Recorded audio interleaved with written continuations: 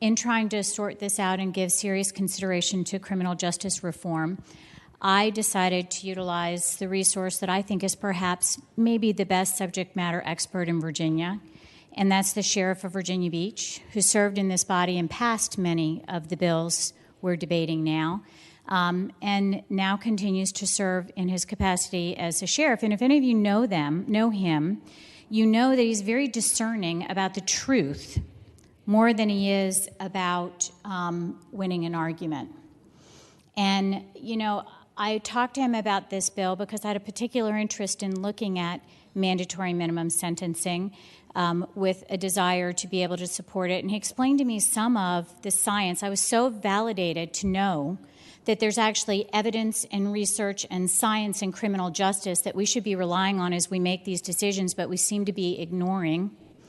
And that is evidence that has been vetted over time with the Crime Commission, with the Sentencing Commission, which it is explained to me was set up particularly to make sure that sentencing took into account the avoidance of any injustice based on race. It was the reason the Sentencing Commission was set up, and we probably have some people here that can verify that.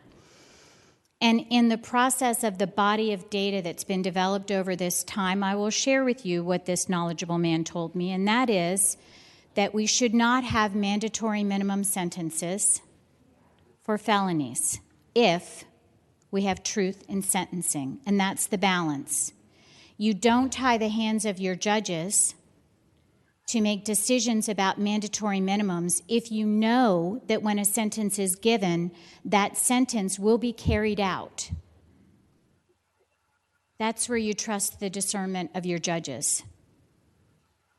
But that requires that parole be abolished as it was in '94 and is today. But removing mandatory minimum sentences flies in the face of the evidence and data of the subject matter experts that have been working on this for 20 or 30 years. And I'd like everybody to think about that, because I know you're rushing fast, and I know you have an agenda, but you should be informed by evidence and by best practices and by the subject matter experts, which, with all due respect to this body and with all due respect to the legal minds we have here, none of us are.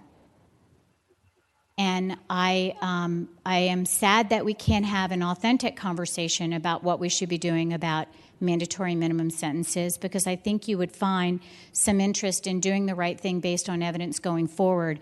But again, this bill is not the right thing, and I hope you will vote against it. Thank you, Mr. President.